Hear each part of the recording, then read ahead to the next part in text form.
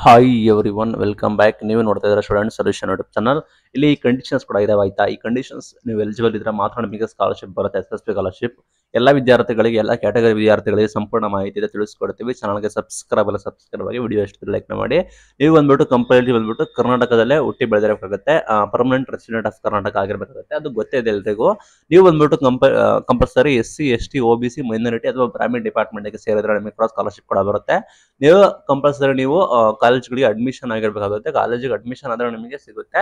Main thing ಇಲ್ಲಿ pre matric, post matric, technical ಮತ್ತೆ professional ಅಂತ ಇದಾವೆ. ಅದಕ್ಕೆ ನೀವು ಎಲಿಜಿಬಲ್ ಆಗ್ತೀರಾ. ಪ್ರೀ ಮೆಟ್ರಿಕ್ ಅಂದ್ರೆ ಬಿಫೋರ್ 12th, ಪೋಸ್ಟ್ ಮೆಟ್ರಿಕ್ ಅಂದ್ರೆ ಆಫ್ಟರ್ 12th, ಅಂಡ್ ನಿಮಗೆ ಪ್ರೀ ಮೆಟ್ರಿಕ್ ಅಲ್ಲಿ ನಿಮಗೆ 1 to 10 ಕೂಡ ನಿಮಗೆ ಅಡಿಷನಲ್ ಆಗಿ ಆಡ್ ಆಗುತ್ತೆ. ಫ್ಯಾಮಿಲಿ ಇನ್ಕಮ್ ಕೂಡ ಲಿಮಿಟ್ ಕೂಡ ಇದೆ, ಮಿನಿಮಮ್ ಪಾಸಿಂಗ್ ಅಂಕ ಕೂಡ ಇದೆ, ಕೆಲವೊಂದು ಅಟೆಂಡೆನ್ಸ್ ರೂಲ್ಸ್ ಕೂಡ ಇದೆ. ನೋಡೋಣ ಬನ್ನಿ, ಕಂಪ್ಲೀಟ್ ಮಾಹಿತಿನ ತಿಳಿಸ್ಕೊಡ್ತೀನಿ. ಚಾನಲ್ಗೆ ದಯವಿಟ್ಟು ಹೊಸಬ್ರಾಗಿದ್ರೆ ಸಬ್ಸ್ಕ್ರೈಬ್ ಆಗಿಲ್ಲ ಅಂದ್ರೆ ಸಬ್ಸ್ಕ್ರೈಬ್ ಆಗಿ, ವಿಡಿಯೋ ಇಷ್ಟ ಆದ್ರೆ ದಯವಿಟ್ಟು ಲೈಕ್ ಮಾಡಿ. ನೋಡೋಣ ಬನ್ನಿ. ಇಲ್ಲಿ ಪೋಸ್ಟ್ ಮೆಟ್ರಿಕ್ ಸ್ಕಾಲರ್ಶಿಪ್ ತಿಳಿಸ್ಕೊಡ್ತೀನಿ. ಪೋಸ್ಟ್ ಮೆಟ್ರಿಕ್ ಬಂದ್ಬಿಟ್ಟು ಓನ್ಲಿ ಫಾರ್ SC ಸ್ಟೂಡೆಂಟ್ಸ್ಗಳಿಗೆ ಎಲಿಜಿಬಿಲಿಟಿ ಇದೆ ಅಂತ ಹೇಳಿ ನೋಡೋದಾದ್ರೆ ಪ್ರೀ ಮೆಟ್ರಿಕ್ ಅಲ್ಲ, ಫಸ್ಟ್ ಮೆಟ್ರಿಕ್ ನೀವು ಕಂಪಲ್ಸರಿ ಕರ್ನಾಟಕದಲ್ಲಿ ರೆಸಿಡೆಂಟ್ ಆಗಿರಬೇಕಾಗಿರುತ್ತೆ. ಅಂಡ್ ನೀವು ಮಿನಿಮಮ್ 50% ಅಂಕಗಳನ್ನು ನೀವು ತೆಗಿಬೇಕಾಗಿರುತ್ತೆ. ಪ್ರೀವಿಯಸ್ ಎಕ್ಸಾಮ್ ಅಂದ್ರೆ, ನೀವು ಪ್ರೀವಿಯಸ್ ಎಕ್ಸಾಮ್ ಅಂದ್ರೆ ಫಾರ್ ಎಕ್ಸಾಂಪಲ್ ನೀವೇನಾದ್ರು ಈಗ ಸೆಕೆಂಡ್ ಇಯರ್ ಡಿಗ್ರಿ ಇದ್ದೀರಾ ಅಂದ್ರೆ ನೀವು ಫಸ್ಟ್ ಇಯರ್ ಡಿಗ್ರಿಯಲ್ಲಿ ಮಿನಿಮಮ್ 50% ಅಂಕಗಳನ್ನು ನೀವು ತೆಗಿಬೇಕಾಗುತ್ತೆ. ಆ ರೀತಿ ನಿಮಗೆ ಕಂಡೀಷನ್ಸ್ ಕೂಡ ಇದೆ, ಎಲಿಜಿಬಿಲಿಟಿ ಇದೆ ಆಯ್ತಾ. ಇದು ಈ ಹಿಂದೆ ಇತ್ತು ಆಯ್ತಾ, ಮಿನಿಮಮ್ 50% ಅಂಕ ತೆಗಿಬೇಕು ಅಂತ ಹೇಳಿ. ಈಗ ಎಲ್ಲರಿಗೂ ಕೂಡ ಕೊಡ್ತಾ ಇದೆ, ಆ ರೀತಿ ಏನು ಕೂಡ ಮಾಡ್ತಿಲ್ಲ. ಬಟ್ ನಿಮಗೆ ಕೆಲವೊಂದು ಸ್ಪೆಸಿಫಿಕ್ ಆಗಿ, ಫಾರ್ ಎಕ್ಸಾಂಪಲ್ ಕೆಲವೊಂದು ಸ್ಪೆಸಿಫಿಕ್ ಆಗಿ ಅಂದ್ರೆ ನಿಮಗೆ ಕೆಲವೊಂದು ಬೋನಸ್ಗಳು ಕೊಡ್ತಾರೆ, ಕೆಲವೊಂದು ನಿಮಗೆ SC ST ವಿದ್ಯಾರ್ಥಿಗಳಿಗೆ ನಿಮಗೆ ಪ್ರೈಸ್ ಮನಿ ಅಂತ ಕೊಡ್ತಾರೆ, ಅಡಿಷನಲ್ ಸ್ಕಾಲರ್ಶಿಪ್ ಕೊಡ್ತಾರೆ. ಅದಕ್ಕೆ ನಿಮಗೆ ಎಲಿಜಿಬಿಲಿಟಿ ಇಲ್ಲ. ಈಗ ಮುಂಚೆ ಆ ರೀತಿ ಇದ್ದಾಗ ಆಲ್ಮೋಸ್ಟ್ ಎಲ್ಲರೂ ಕೂಡ ಕೊಡ್ತಾ ಇದ್ದಾರೆ, ಆ ರೀತಿ ಮಾಡ್ತಾ ಇಲ್ಲ. ಬಟ್ ಇದು ಕಂಡೀಷನ್ಸ್ ಅಂತೂ ಇದ್ದೇ ಇದೆ, ಗ್ಯಾಪ್ ನೋಡ್ಕೊಳ್ಳಿ. ಇದು ಬಂದ್ಬಿಟ್ಟು ಮೇನ್ ಅಂದ್ರೆ ಫ್ಯಾಮಿಲಿ ಇನ್ಕಮ್ ಆಯ್ತಾ, 2.5 lakh ಗಿಂತ ಒಳಗಿರಬೇಕಾಗುತ್ತೆ ಫ್ಯಾಮಿಲಿ ಇನ್ಕಮ್, ನಿಮಗೆ ಸ್ಕಾಲರ್ಶಿಪ್ ಕೂಡ ನಿಮಗೆ ಬರುತ್ತದೆ.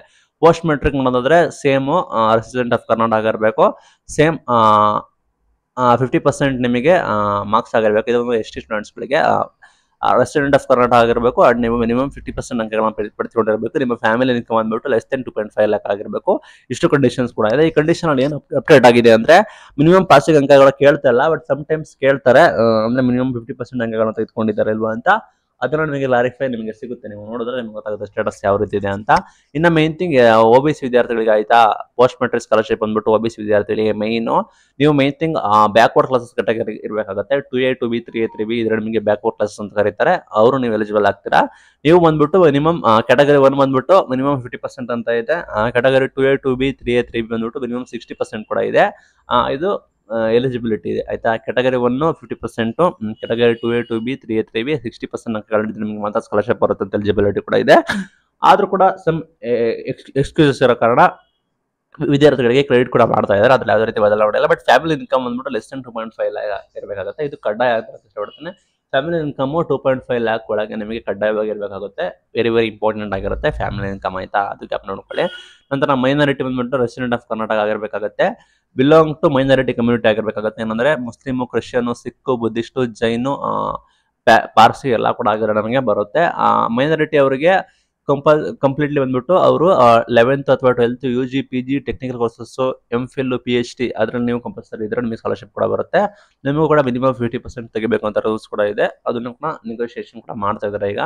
ಅಂಡ್ ನಿಮಗೆ ಫ್ಯಾಮಿಲಿ ಇನ್ಕಮ್ ಬಂದ್ಬಿಟ್ಟು ಲೆಸ್ ದೆನ್ 2.5 lakh ಇದ್ರೆ ಕೂಡ ನಿಮಗೂ ಕೂಡ ಎಲಿಜಿಬಲ್ ಕೂಡ ಆಗ್ತೀರಾ. ನೇನ್ ಬಂದ್ಬಿಟ್ಟು ಇಂಜಿನಿಯರಿಂಗ್, ಮೆಡಿಕಲ್ ಅವರಿಗೆ ಯಾರಿಗೆ ಫೀಸ್ ರಿಫಂಡ್ ಆಯ್ತಾ, ನಿಮ್ಮ ಫೀಸ್ ರಿಎಂಬರ್ಸ್ಮೆಂಟ್ ಅಂದ್ರೆ ಏನಂದ್ರೆ, ನೀವು ಕಾಲೇಜ್ ಕಟ್ಟಿರ್ತೀರಲ್ಲ ಆ ಫೀಸ್ ಅಲ್ಲಿ ಇಷ್ಟು % ರೀಫಂಡ್ ಆಗುತ್ತೆ. ಅದಕ್ಕೆ ಎಲಿಜಿಬಿಲಿಟಿ ನೋಡೋದಾದ್ರೆ, ನೀವು ಬಂದ್ಬಿಟ್ಟು ಡಿಪ್ಲೊಮಾ SC ಸ್ಟೂಡೆಂಟ್ಸ್ ಆಗಿದ್ರೆ ನಿಮ್ಮ ಇನ್ಕಮ್ ಬಂದ್ಬಿಟ್ಟು 2.5 lakh to 10 lakh ಆ ರೇಂಜ್ ಇರಬೇಕಾಗುತ್ತೆ. ಅದಕ್ಕೆ ಸ್ಕೀಮ್ ಕೂಡ ಇದೆ. ಬ್ರಾಹ್ಮಣ್ ಡಿಪಾರ್ಟ್ಮೆಂಟ್ಗೂ ಕೂಡ ಲೆಸ್ ದೆನ್ 8 lakh ಇದೆ ಸಮ್ ಕೇಸಸ್ ಅಲ್ಲಿ. ಅಂಡ್ OBC ವಿದ್ಯಾರ್ಥಿಗಳಿಗೆ ಲೆಸ್ ದೆನ್ 2.5 lakh ಇದೆ. ಇದು ಯಾವ್ದು ಅಂದ್ರೆ ಫೀಸ್ ರಿಇಂಬರ್ಸ್ಮೆಂಟ್ ಅಂದ್ರೆ, ನೀವು ಕಾಲೇಜ್ಗಳಿಗೆ ಫೀಸ್ ಕಟ್ತೀರಾ, ಯೂನಿವರ್ಸಿಟಿ ಫೀಸ್ ಅಂತ ಕಟ್ತೀರಾ, ಅದರಲ್ಲೂ ನಿಮಗೆ ರೀಫಂಡ್ ಆಗೋದಕ್ಕೆ ಕಂಡೀಷನ್ಸ್ ಕೂಡ ಇದೆ ಆಯ್ತಾ. ಇನ್ನು ಮೆರಿಟ್ ಬಂದ್ಬಿಟ್ಟು ಎಂಟ್ರಿ ವಿದ್ಯಾರ್ಥಿಗಳಿಗೆ, ಇದು ಮೆರಿಟ್ ವಿದ್ಯಾರ್ಥಿಗಳಿಗೆ ಮಿನಿಮಮ್ 55% ತೆಗಿಬೇಕಾಗುತ್ತೆ. ಇಲ್ಲಿ ಬಂದ್ಬಿಟ್ಟು ಅವರಿಗೆ ಲೆಸ್ ದೆನ್ 2.5 lakh ಇದ್ರೆ ಅದು ಸಿಗುತ್ತೆ. ಇದು ಮೆರಿಟ್ ಬಂದ್ಬಿಟ್ಟು ಸಂಪೂರ್ಣ ಮೆರಿಟ್ ಅಂದ್ರೆ ಚೆನ್ನಾಗಿ ಅಂಕಗಳನ್ನು ಸ್ಕೋರ್ ಮಾಡೋ ವಿದ್ಯಾರ್ಥಿಗಳಿಗೆ ಮಾತ್ರ ಆಯ್ತಾ. ಇಲ್ಲಿ ನೋಡಿದ್ರೆ ವಿದ್ಯಾಸಿರಿ ಅನ್ನೋ ಸ್ಕೀಮ್ ಅಲ್ಲಿ ಸ್ವಲ್ಪ ಅಟೆಂಡೆನ್ಸ್ ಇರಬೇಕು ಅಂತ ಕೇಳ್ತಾರೆ. ಲೈಕ್ ವಿದ್ಯಾಸಿರಿ ಯಾರಿಗೆ ಕೊಡ್ತಾರೆ ನಿಮಗೆ ಗೊತ್ತಿರೋ ಹಾಗೆ, ಹಾಸ್ಟೆಲ್ ಅಲೌನ್ಸ್ ಕೊಡ್ತಾರೆ. ಯಾರಿಗೆ ಹಾಸ್ಟೆಲ್ ಅಲಾಟ್ಮೆಂಟ್ ಆಗಿಲ್ಲ ಅವರಿಗೆ ಇಂತಿಷ್ಟು ಅಮೌಂಟ್ ಅಂತ ಹೇಳಿ ಡೇ ಸ್ಕಾಲರ್ ರೂಪದಲ್ಲಿ ಕೊಡ್ತಾರೆ. ಅದಕ್ಕೆ ಕಂಡೀಷನ್ಸ್ ಕೂಡ ಇದಾವೆ, ಇಂತಿಷ್ಟು ಅಟೆಂಡೆನ್ಸ್ ಇರಬೇಕಾಗುತ್ತೆ ಅಂತ. ಅಂಡ್ ಬಂದ್ಬಿಟ್ಟು ನಿಮಗೆ ಹೋಗೋದಾದ್ರೆ ನಿಮಗೆ ಏನಾದರೂ ಗೌರ್ಮೆಂಟ್ ಕೋಟಾದಲ್ಲಿ ಸೀಟ್ ತಿಳ್ಕೊಂಡಿದ್ರೆ ಮಾತ್ರ KA ಮುಖಾಂತರ ಅಥವಾ ಕಮೆಂಟ್ ಮುಖಾಂತರ ಹೋಗಿದ್ರೆ ಮಾತ್ರ ನಿಮಗೆ ಸ್ಕಾಲರ್ಶಿಪ್ ಕೂಡ ಬರುತ್ತೆ. ಮ್ಯಾನೇಜ್ಮೆಂಟ್ ಕೋಟಾದವರಿಗೆ ಬರೋದಿಲ್ಲ, ಅದಕ್ಕೆ ಅಪ್ ಮಾಡ್ಕೊಳ್ಳಿ.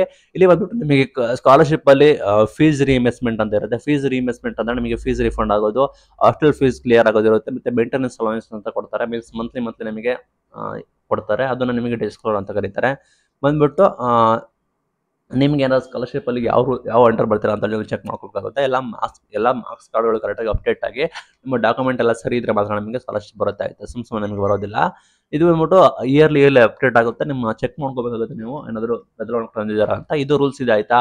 ಇದರಲ್ಲಿ ಮೇನ್ ಏನು ಎಕ್ಸ್ಕ್ಲೂಡ್ ಅಂದ್ರೆ ನಿಮಗೆ ಫೀಸ್ ರಿಫಂಡ್ ಕೊಡ್ತಾರೆ. ನಿಮ್ಮ ಕಾಲೇಜ್ ಫೀಸ್ ರಿಫಂಡ್ ಆರಾಮಾಗಿ ನಿಮಗೆ ಕೊಡ್ತಾರೆ. ಯಾವುದೇ ರೀತಿ ಮಾರ್ಕ್ಸ್ ಕೂಡ ಕಡಿಮೆ ಇದ್ರೂ ಕೂಡ ಕೊಡ್ತಾರೆ. ಬಟ್ ನಿಮಗೆ ಇಲ್ಲಿ ಮೇನ್ ಥಿಂಗ್ ನೀವೇನಾದರೂ ಜಾಸ್ತಿ ಮೆರಿಟ್ ಸ್ಕಾಲರ್ಶಿಪ್ಗಳಾಗಿರ್ಬೋದು, ವಿದ್ಯಾರ್ಥಿ ಆಗಿರ್ಬೋದು, ಅದಕ್ಕೆ ನಿಮಗೆ ಕಂಡೀಷನ್ಸ್ ಕೂಡ ಇದೆ.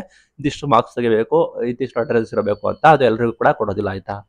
ಇದು ಇವತ್ತಿನ video. Thank you for watching till end. Thank you.